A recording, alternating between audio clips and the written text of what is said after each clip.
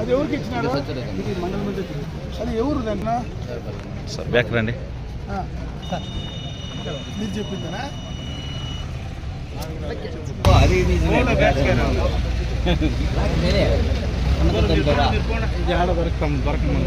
మన ఫోటో పడదు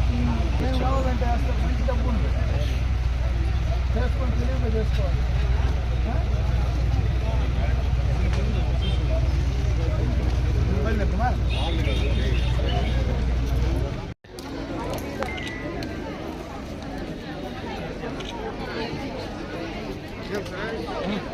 ఓకే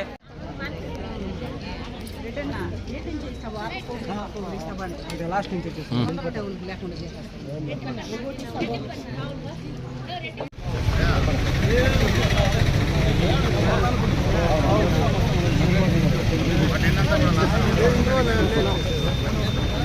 ఇంటే పర్వాలేదు కానీ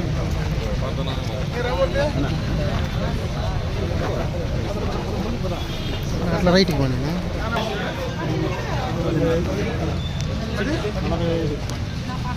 రానా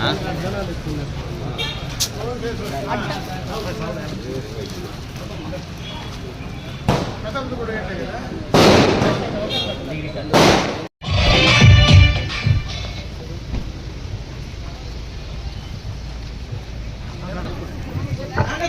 తిరగలమ్మా.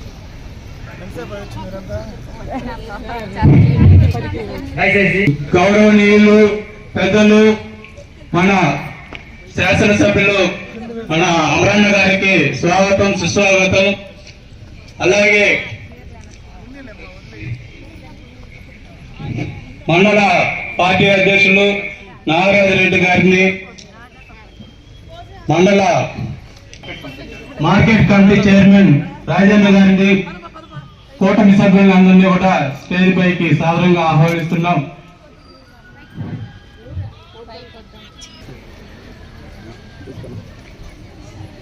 అలాగే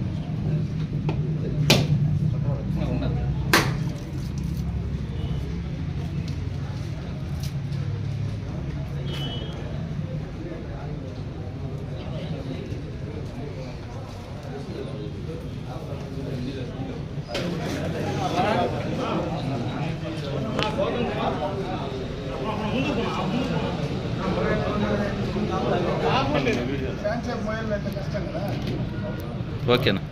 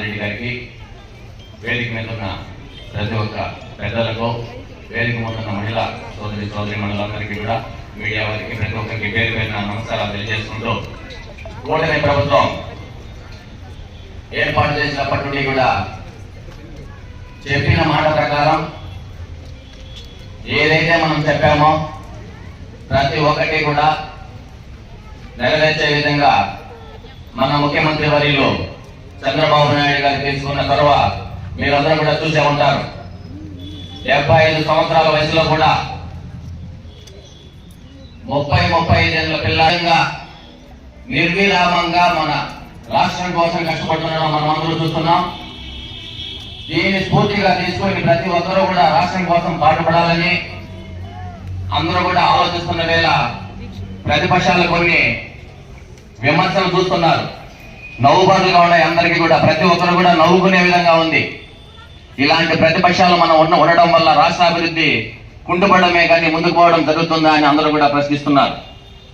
ఏ ఒక్కటి కూడా కూటమి ప్రభుత్వం తీసుకున్న నిర్ణయం రాష్ట్ర అభివృద్ధికే తప్ప వ్యక్తిగత ప్రయోజనాలకు ఎక్కడా లేదు. ఇలాంటి ప్రభుత్వాలు మళ్ళీ మళ్ళీ రావాలని మనం అందరూ కోరుకుంటుంటే ఒక ప్రతిపక్షం అనే ప్రతిపక్ష హోదా లేని ప్రతిపక్షం రాష్ట్రాన్ని భ్రష్టు పట్టించే విధంగా రాజధాని లేని రాష్ట్రంగా తీర్చిదిద్దిన ప్రతిపక్షం మాజీ ముఖ్యమంత్రి జగన్మోహన్ రెడ్డి గారు మళ్ళీ ఇప్పుడు చట్టబద్ధత కల్పించి అమరావతిని శాశ్వత రాజధానిగా పార్లమెంట్ లో బిల్లు పాస్ చేసిన వేళ కూడా నిస్సిగ్గుగా మీడియా ముందుకు వచ్చి అమరావతికి వ్యతిరేకం అని చెప్పకుండానే మావిగన్ అనే పేరుని మాట్లాడడం దురదృష్టకరం. ఇలాంటి నాయకులు ఉన్నంతకాలం మన రాష్ట్రం అంధకారంలోనే ఉంటుంది. కాబట్టి ఇలాంటి వారిని దీన్నే రాష్ట్రం నుండి వెళ్ళగొట్టాలని మహిళా లోకం అందరూ కూడా ఆలోచించుకోవాలి. అమరావతి గురించి మహిళలందరూ ఎన్ని రోజులు కష్టపడ్డారు. నిర్విరామంగా నిరాహార దీక్షలు చేస్తే కూడా 5 సంవత్సరాలు పరిపాలించిన జగన్మోహన్ రెడ్డి వాళ్ళని మాట్లాడడానికి పోలేదు. ఎంతో దురదృష్టవంతుడు. ఎవరు కూడా ఏ రాష్ట్రంలో కూడా ఉన్నాడు. ప్రజల నుండి ఎన్నుకోబడ్డ ప్రజా ప్రతినిధి ప్రజలు అది తప్పో అది అమరావతి కావచ్చు ఇంకోటి కావచ్చు ఒక నిరసన తెలుపుతుంటే కనుక్కునే దానికి కూడా పోలేదంటే దాన్ని బట్టి ఆలోచించుకోవాలి ఎంత కష్టపోలేదో తరుణంలో అతనికి అమరావతి పైన. అమరావతి అంటేనే చంద్రబాబు నాయుడు ఏదైనా పేరు వస్తుందామో చంద్రబాబు నాయుడు కలలు కన్నా రాజధాని ప్రజలందరూ కలలు కన్నా రాజధాని అని అందరూ అనుకుంటుంటే ఆయనకి గుండెల్లో గడగదా అనుకుంటుంది. ఆ పేరు వింటేనే ఆయనకి ఇబ్బందిగా ఉంది. కాబట్టి ప్రతి ఒక్కరు కూడా ఆలోచించాలా. నిర్విరామంగా రాష్ట్రం కోసం ఎవరైతే పాటుపడతారో వారికే మనందరి మద్దతు ఉండి ప్రతి ఒక్కరిని కూడా ప్రజాస్వామ్యాన్ని కాపాడాలని కూటమి ప్రభుత్వం ఏర్పడింది. దాని ఆలోచనల ప్రకారమే చంద్రబాబు నాయుడు గారు కానీ పవన్ కళ్యాణ్ గారు కానీ లోకేష్ బాబు గారు కానీ ప్రతి ఒక్కరూ కూడా ఈ రాష్ట్రాన్ని ముందుకు తీసుకుపోతున్నారు. కాబట్టి మనందరూ కూడా ఆలోచన విషయం ఏమంటే ఇకపోతే మండలంలో ఈ సైకిల్స్ అదేవిధంగా ఈ ఆటోలు అంటే గ్రామాల్లో స్వచ్ఛతను తీసుకురావాలని ప్రభుత్వం నిర్దేశించినటువంటి ఈ కార్యక్రమాన్ని ఈరోజు ఇక్కడ పంపిణీ చేసే దాంట్లో భాగంగా వేదిక పైన కూటమి పార్టీకి సంబంధించినటువంటి నాయకులు మరి ప్రజాప్రతినిధులు ముఖ్యంగా ఈ కార్యక్రమంలో భాగస్వాములైనటువంటి మహిళా సోదరీమణులకు పత్రికా విలేకరులకు నా నమస్కారం. ఇప్పుడే చాలా మంది ఈ కార్యక్రమం పైన మహిళలకు సంబంధించినటువంటి విషయాలు చెప్పడం జరిగింది. నేను ఒక 2 విషయాలు ఈ సందర్భంగా మీతో పంచుకునేటువంటి ప్రయత్నం చేస్తాను. ఎందుకంటే భారతదేశానికి స్వాతంత్రం నుంచి చాలా సంవత్సరాలు అయింది. అప్పటి నుంచి కూడా ప్రజాస్వామ్యబద్ధంగా ప్రజాస్వామ్య ప్రభుత్వాలు ఉన్నాయి. అయితే 1983లో కీర్తిశేషు నందమూరి తారక రామారావు గారు పార్టీ స్థాపించి ముఖ్యమంత్రిగా ఉమ్మడి ఆంధ్ర రాష్ట్రానికి ముఖ్యమంత్రి అయిన తర్వాత మొట్టమొదటగా మహిళలను కూడా పురుషులతో సమానంగా తీసుకురావాలా, మహిళలను అన్ని రంగాల్లో కూడా ముందుకు తీసుకురావాలనేటువంటి ఒక మంచి ఉద్దేశానికి ఆ రోజు బీజం వేశారు. దాంట్లో భాగంగానే ఆ రోజు మహిళలకు ఆస్తిలో సమాన హక్కు ఇవ్వడం, స్థానిక సంస్థల ఎన్నికల్లో మహిళలకు అవకాశం కల్పించడం. ఈరోజు ఎంతో మంది ఎంపీపీలు కానీ, ఎంపీటీసీలు కానీ, గ్రామ సర్పంచులు కానీ వీరందరూ కూడా స్టేజ్ పైన కూర్చునేటువంటి అవకాశం వచ్చిందంటే ఆ రోజు తీర్చేసిన నందమూరి తారక రామారావు గారు వేసిన బీజం. ఆ తర్వాత చంద్రబాబు నాయుడు గారు ముఖ్యమంత్రి అయిన తర్వాత ఆర్థికంగా, సామాజిక పరంగా మహిళలు కూడా పురుషులతో సమానంగా తీసుకొస్తే ఆ కుటుంబాలు బాగుంటాయి, కుటుంబాలు బాగుంటే గ్రామాలు బాగుంటాయి, గ్రామాలు బాగుంటే దేశం బాగుంటుంది అనేటువంటి మంచి ఉద్దేశంతో ఆయన మొట్టమొదటిగా పొదుపు సంఘాలు తీసుకొచ్చి పొదుపు అలవాటు చేసినటువంటి సందర్భాన్ని ఒకసారి గుర్తు చేస్తా ఉన్నారు. ఏదైతే ఆ రోజు చంద్రబాబు నాయుడు గారు మొట్టమొదటిగా ముఖ్యమంత్రిగా పొదుపు సంఘాలు పెట్టి మహిళలను పొదుపు సంఘాలలో అలవాటు చేసి బ్యాంకులకు వెళ్ళి మీ పొదుపు డబ్బు కట్టమని ఆ రోజు చెప్పారో ఆ రోజు నేను మొట్టమొదటి శాసనసభ్యుడిని. చంద్రబాబు నాయుడు గారు ముఖ్యమంత్రిగా ఉన్నప్పుడు నేను మొట్టమొదటి శాసనసభ్యుడిని.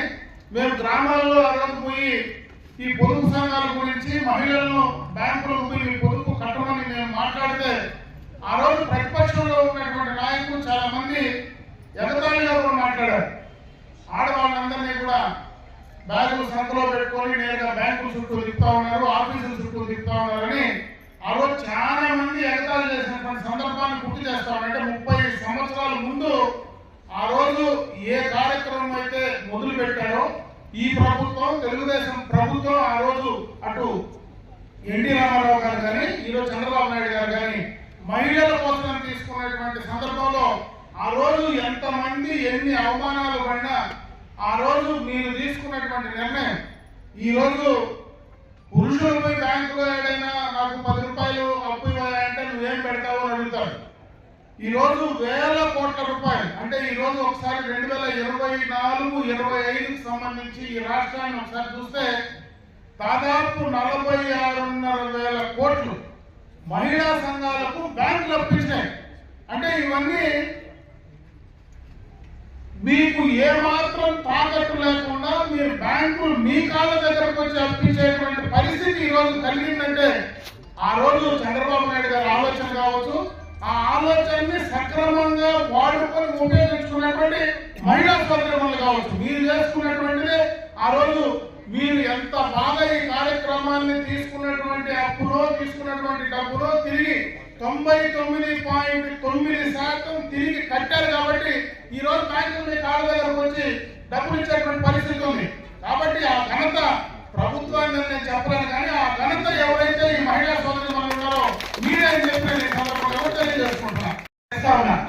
అంటే గ్రామాలకు కావాల్సినటువంటి మౌలికమైనటువంటి సదుపాయాలు, అంటే గ్రామానికి మనం వెళ్ళడానికి రోడ్డు కానీ, కరెంటు కానీ, చదువుకోవడానికి స్కూళ్ళు కానీ, త్రాగడానికి నీళ్లు కానీ, ఇవన్నీ ప్రాథమికమైనటువంటి అవసరాలు.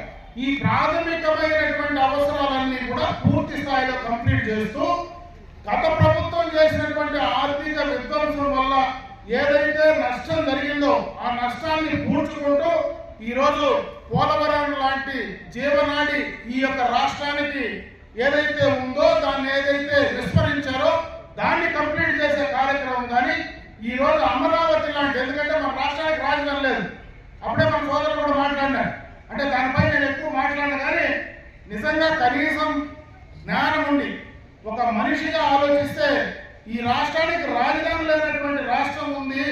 రాజధాని కోసం ఆ రోజు భూములు తీసుకున్నాం. ఆ రోజు అక్కడ ఉన్నటువంటి మహిళలు దాదాపు సంవత్సరాల కొద్దీ దానిపైన ఆ రోజు వాళ్ళందరూ కూడా ధర్నాలు చేసి ఆ భూములు పోగొట్టుకొని ఇబ్బందులు పడతా ఉంటే వాళ్ళని కనీసం చూసిన పాపాలు పోకుండా ఈ రోజు అదే రాజధాని లేనటువంటి రాష్ట్రంలో భయపడి పెట్టుబడిదారులు ఎవరు ఈ రాష్ట్రానికి లేని పరిస్థితుల్లో మరి కేంద్రంలో దానికి సంబంధించి ఒక జీవో తీసుకొచ్చి ఈ రాష్ట్రానికి రాజధాని అమరావతి అని చెప్తే ఈ రోజు కొత్తగా ఆయన ఒక పేరు పెట్టినాడు, మా విగన్ అంటే. అసలు అది ఏం పెట్టినాడో, ఎందుకు పిలుస్తా ఉన్నాడో, అతనికి మనిషిగా అసలు కనీసం జ్ఞానం నుండి మాట్లాడుతున్నాడా, బుద్ధి చిప్పు అసలు పనిచేస్తా ఉందా, చిప్పు దొబ్బిందే అర్థం కానటువంటి పరిస్థితి ఉంది. అంత దారుణంగా ఆలోచన లేకుండా రాష్ట్రం పైన ఏం చేస్తున్నారు, ఏం చేయాలా అనేటువంటి మినిమం జ్ఞానము సెన్స్ లేకుండా మాట్లాడుతూ ఉంటే వాళ్ళని ఏమన్నా అర్థం కావట్లే. అందుకే రేపు మళ్ళా ప్రజలు ఇవన్నీ కూడా ఆలోచిస్తారు. ఈ రోజు ఈ కూటమి ప్రభుత్వం ఖచ్చితంగా అటు మహిళా సోదరిమణులకు ఈ రాష్ట్రానికి సంబంధించినటువంటి సంక్షేమాన్ని అభివృద్ధిని సమాన స్థాయిలో ముందుకు తీసుకెళ్ళడానికి సిద్ధంగా ఉంది. దాన్ని మీరందరూ కూడా ఏ రోజు ఏదైతే బ్యాంకుల నుంచి ఇచ్చినటువంటి శ్రీనిధి కానీ అవి ఏదైతే ఉన్నాయో వాటిని ఉపయోగించుకొని ఇంకో పెద్ద కార్యక్రమం కూడా చంద్రబాబు నాయుడు గారు ఆలోచిస్తా ఉన్నారు. ఈరోజు ఏవైతే మీరు ఈ యొక్క గ్రూపులు తయారు చేసేటువంటి ఏదైతే ఉన్నాయో ప్రోడక్ట్ ఉందో వాటన్నింటినీ కూడా మీరు మార్కెట్ చేసుకోవడానికి ఈ మార్కెట్ తో మీకు అనుసంధానం చేస్తా ఉన్నాడు. ప్రతి ఇంట్లో కూడా ఒక పారిశ్రామికవేత్త ఉండాలనేటువంటి ఆలోచనతో ఈరోజు ప్రభుత్వం పనిచేస్తా ఉంది. వీటన్నింటినీ కూడా రేపు అవకాశం ఉండి చేయగలిగిన వాళ్ళు బాగా ఉపయోగించుకోమని చెప్పి నేను ఈ సందర్భంగా మనందరినీ కూడా కోరుకుంటూ ఈ రోజు ఈ సైకిల్స్ కూడా ఇది పర్యావరణానికి చాలా బాగా మేలు చేస్తారు. ఎందుకంటే ఈరోజు 2 రకాలుగా దాదాపు 10,000 రూపాయల సబ్సిడీతో ఈ సైకిల్ మీకు ఇచ్చేటువంటి కార్యక్రమాన్ని శ్రీకారం చుట్టాం. ఇదే ఆషామాషి కార్యక్రమం కాదు. కుప్పంలో చంద్రబాబు నాయుడు గారి చేతుల మీదుగా 5,555 సైకిళ్లు ఒకేసారి పంపిణీ చేయడం జరిగింది. అంటే భారతదేశంలో ఎక్కడా ప్రపంచంలో ఎక్కడా కూడా అంత పెద్ద ఎత్తున ఈ సైకిల్స్ ఒకే రోజు ఇచ్చినటువంటి సందర్భం లేదు. అందుకే అది Guinness book of world record లో కూడా అది ఎన్ని కాబడింది మహిళలు చేసేటువంటి కార్యక్రమం. కాబట్టి ఆ కార్యక్రమాన్ని ఈరోజు ఒక 80 మందికి మాత్రమే ఈరోజు అది పంపిణీ చేస్తా ఉన్నాం. ఇంకా ఎవరైనా నాకు ఈ సైకిల్ కావాలంటే మీరు ఇమీడియట్ గా కూడా దాన్ని బుక్ చేసుకోవచ్చు. ఒక 5,000 మీరు కడితే మీ యొక్క గ్రూప్ డబ్బుల నుంచి 5,000 కడితే చాలు. ఈఎంఐ కూడా వాళ్ళు ఈఎంఐ ఇచ్చి బ్యాంక్ నుంచి కూడా ఈఎంఐ ఇచ్చి నెల కింద కట్టుకునేటువంటి అవకాశం ఉంది. ఆ సైకిల్ మీరే తొక్కనవసరం లేదు. మీ ఇంట్లో పిల్లలు తొక్కచ్చు, భర్తలు తొక్కచ్చు, ఎవరైనా మీ ఇంట్లో కూడా ఆ సైకిల్ ను ఉపయోగించుకునేటువంటి అవకాశం కూడా దొరుకుతుంది. ఎందుకంటే మనకి ఈ సైకిల్ అయితే ఇంటికాడి నుంచి మన ఆవులు కసువు కావాలన్నా కూడా దానిపైన వేసుకొని నేరుగా సైకిల్ తొక్కుంటే తొక్కవచ్చు, లేదంటే తిప్పితే నేరుగా ఇల్లు చేరిపోతుంది. కాబట్టి అన్ని రకాలుగా ఉపయోగపడేటువంటి సైకిల్ సబ్సిడీతో మీకు అందించేటువంటి కార్యక్రమాన్ని ఈ ప్రభుత్వం తీసుకున్నది. కాబట్టి దాన్ని కూడా మీరు వాడుకోండి. అదేవిధంగా ఇంకా ఎవరికైనా గ్యాస్ కనెక్షన్ లేవు, మాకున్న గ్యాస్ కనెక్షన్ రానటువంటి వాళ్ళు ఉన్నామంటే ఈరోజు 100% గ్యాస్ కనెక్షన్ ఇచ్చేటువంటి అవకాశం ఉంది. కాబట్టి మీరు అప్లై చేసుకుంటే మీకు ఫ్రీగా ఆ గ్యాస్ కనెక్షన్ కానీ దానికి కావాల్సినటువంటి స్టవ్ కానీ అవన్నీ రెగ్యులేటర్ కానీ అవన్నీ కూడా ఫ్రీగా ఇవ్వడానికి ప్రభుత్వం నుంచి కేంద్ర ప్రభుత్వం నుంచి కూడా ఒక కార్యక్రమం ఉంది. కాబట్టి దాన్ని కూడా మీరు ఉపయోగించుకోమని చెప్పి సందర్భంగా మీకు తెలియజేసుకుంటూ ఈ రోజు ఈ అవకాశం కల్పించిన మీకు అందరికీ కూడా హృదయపూర్వక ధన్యవాదాలు తెలియజేసుకుంటూ సెలవు తీసుకుంటాను. అంతేగాని ఇదేదో రాజకీయ వేదికగా నేను మాట్లాడేటువంటి కార్యక్రమం కాదని చెప్పి సందర్భంగా కూడా మీ అందరి దృష్టికి తెస్తా ఉన్నా. అదే కాకుండా ఎన్నికల ముందు చంద్రబాబు నాయుడు గారు మహిళల కోసం చెప్పినారు, మేము అధికారంలోకి వస్తే మహిళా సోదరిమణులు ఈ కార్యక్రమాలు చేస్తామని. ఈరోజు అప్పుడే మా సోదరి మనం మాట్లాడుతా ఫ్రీ బస్ అంటే ఆందోళన వచ్చేది. ఇప్పుడు ఎక్కడైనా ఫ్రీ బస్ ఆడైనా బస్సులో చూస్తే ఆడవాళ్ళు తప్పించి మహిళలు తప్పించి మగవాళ్ళు కనపడడం లేదు. ఎందుకంటే వాళ్ళకి జాగా కూడా కనపడడం లేదు. లోపల మొత్తం కూడా బస్సులంతా మహిళా సోదరిమణులే ఫుల్గా ఎక్కి యాడికి కావాలంటే ఆడికి తిరిగిపోయేటువంటి పరిస్థితి ఉంది. ఈరోజు కుప్పం నుంచి శ్రీకాకుళం దాకా మీరు యాడికి పోవాలంటే మిమ్మల్ని ఎవరు రూపాయి టికెట్ డబ్బు కట్టమని అడగకుండా ఈరోజు బ్రహ్మాండంగా కూడా మిమ్మల్ని తీసుకునేటువంటి పరిస్థితి, ఆ రోజు ఇచ్చిన మాట నిలబెట్టుకునేటువంటి పరిస్థితి చంద్రబాబు నాయుడు గారు చేశారు. ఈ కుటుంబ ప్రభుత్వం చేసిందని చెప్పి సందర్భంగా దృష్టి చేస్తా ఉన్నా. ఇంకొక ప్రధానమైనటువంటి కార్యక్రమం మహిళల ఆరోగ్యం పట్ల ఆలోచించింది చంద్రబాబు నాయుడు గారు. ఎందుకంటే 2000 నుంచి 2004వ సంవత్సరం మధ్యలో ఆ రోజు దీపం పథకం అనేటువంటి కార్యక్రమాన్ని చంద్రబాబు నాయుడు గారు మొట్టమొదటిగా మొదలు పెట్టాడు. ఆ రోజు కూడా అందరూ అనుకున్నారు ఏందో దీపం పథకం అంటే ఎందుకు మొదలు పెడతా ఉన్నాడని. ఆ రోజు మనకి గ్యాస్ పొయ్యిలు అలవాట్లేదు. గ్యాస్ పొయ్యి అంటించాలంటేనే భయం, అదేదో కాలిపోతుంది, సిలిండర్ పగిలిపోతుంది అని చెప్పి చాలా మంది గ్యాస్ కనెక్షన్ తీసుకునేదానికి కూడా ఆ రోజు భయపడుతూ ఉన్నారు. ఆ రోజు మొత్తం కూడా కట్లు పొయ్యితో, ఎందుకంటే నేను ఆ రోజు శాసనసభ్యులుగా ఉన్నాను కాబట్టి నాకు తెలుసు, అందరూ కట్లు పొయ్యితో వంట చేస్తూ ఉంటే ఆ ఊరు కూడా ఎత్తుకొని పోతూ ఉంటే అవి సరిగ్గా ఏమన్నా కొంచెం తడి ఉండేటువంటి కట్లు వేస్తే మొత్తం పొగ బయటకు పోకుండా లోపలికి పోయి కళ్ళు దెబ్బతినేది, ఆరోగ్యం మనసు దెబ్బతినేటువంటి పరిస్థితి ఆ రోజు ఉండేది. ఆ రోజు అందుకే దీపం 1 పథకం ఆ రోజు మొదలు పెట్టడం, గ్యాస్ కనెక్షన్లు ఉచితంగా ఇచ్చి మీకు గ్యాస్ అలవాటు చేసినారు. ఈ రోజు ఎక్కడ కానీ ఏ గ్రామంలో మారుమూల గ్రామానికి పోయినా కట్టుబడితో వంట చేసేవాళ్ళు ఎవరూ లేరు. 99.9% పూర్తిగా కూడా గ్యాస్తోనే వంట చేస్తా ఉన్నారు. అక్కడ ఎక్కడ కూడా మీకు ఆరోగ్యం పాడయ్యే పరిస్థితి లేదు. అందుకే మళ్ళా అధికారంలోకి వచ్చిన తర్వాత 3 సిలిండర్లు మీకు ఉచితంగా ఇవ్వాలని నిర్ణయం తీసుకున్నారు. ఇచ్చిన మాట ప్రకారం ఆ 3 సిలిండర్లు కూడా మీకు ఇచ్చినటువంటి సందర్భాన్ని కూడా ఒకసారి గుర్తు చేస్తా ఉన్నారు. అదేవిధంగా మహిళా సోదరులు అప్పుడే చెప్పారు, గత ప్రభుత్వంలో తల్లి వందనం కార్యక్రమం ఇంట్లో ఆ రోజు వాళ్ళు మాట్లాడిన మాటలు నేను ఇప్పుడేమి వాళ్ళపైన విమర్శించను. ఆ రోజు వాళ్ళు కూడా చంద్రబాబు నాయుడు మధ్య చెప్పారు, బిడ్డలకంతా మేము తల్లికి అమ్మఒడి పెడతామని. ఆ రోజు వాళ్ళకి అమ్మఒడి పెడతామని. అధికారం వచ్చిన తర్వాత ఇంట్లో ఒకరికే అని చెప్పి ఆ రోజు చెప్పారు. 5 సంవత్సరాలు ఇంట్లో ఒకరికే ఇచ్చినారు. అదే చంద్రబాబు నాయుడు గారు ఎన్నికలకు ముందు ఎంతమంది బిడ్డలు ఉంటే అంతమందికి నేను ఇస్తానని చెప్పాడు.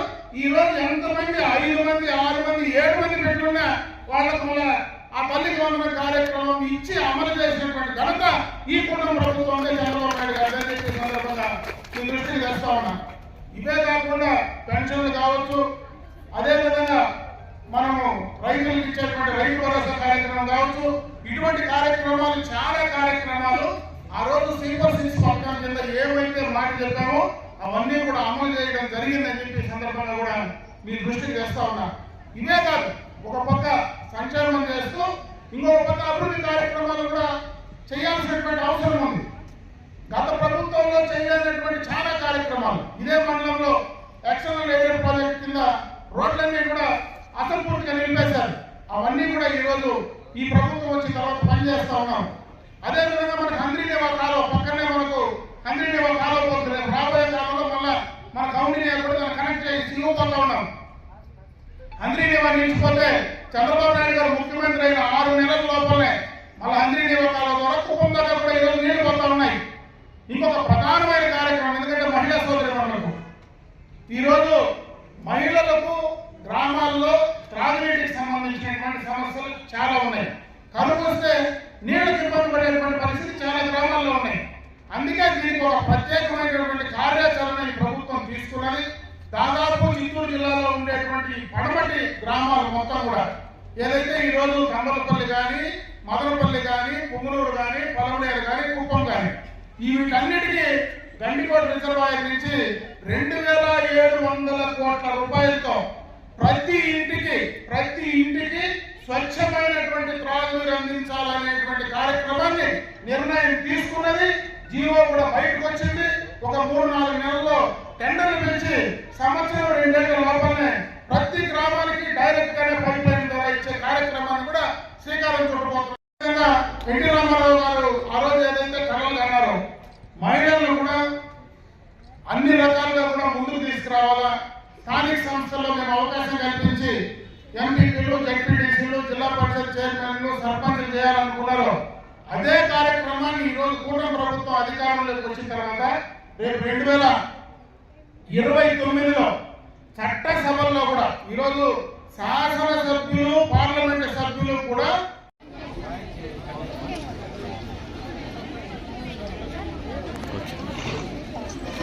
తీసుకోండి.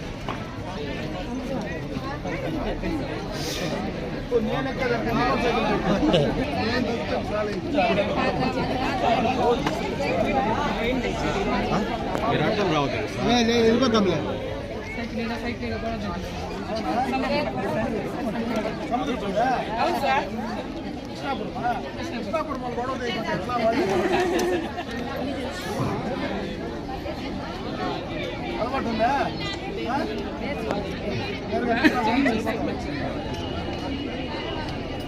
ఓకే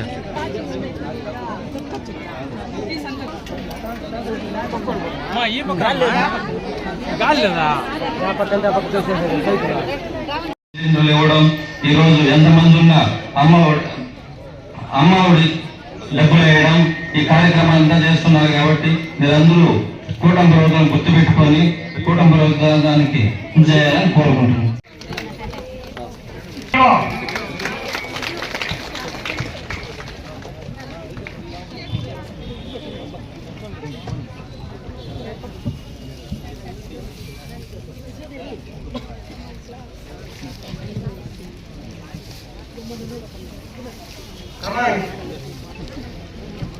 లలిత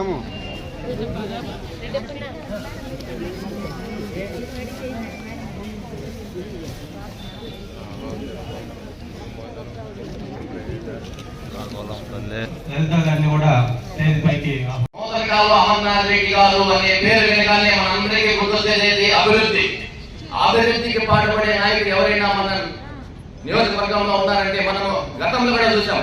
22 నెలలు అవకాశం మినిస్టర్ గా వస్తే 100 కోట్ల రూపాయలు మన నియోజకవర్గానికి తెచ్చి అభివృద్ధి కార్యక్రమాలు చేపట్టారు. మళ్ళీ ప్రభుత్వం మారుతామంటే ఆ అభివృద్ధి అట్టే నిలిచిపోయింది. ఎక్కడ వేసిన రోడ్లు అట్టే ఉండిపోయినాయి.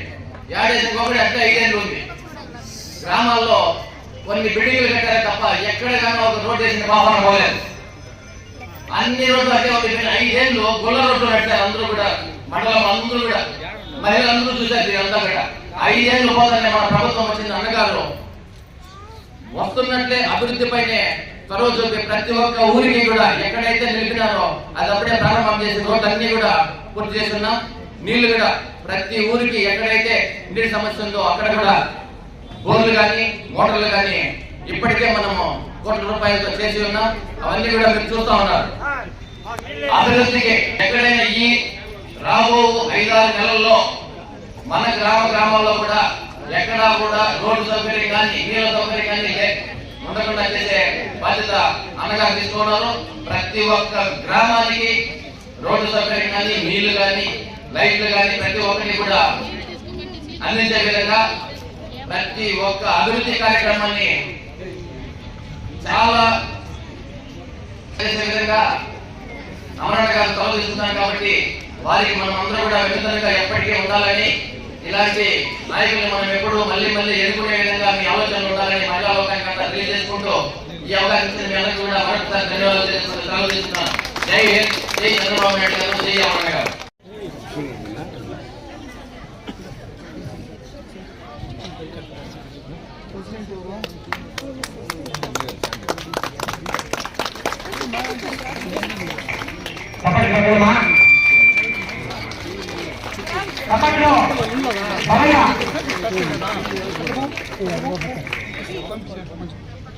కొంచెం వేసుకోండి పంపించేమ్మా.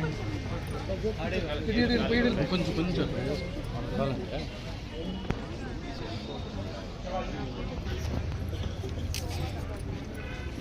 చూస్తారు.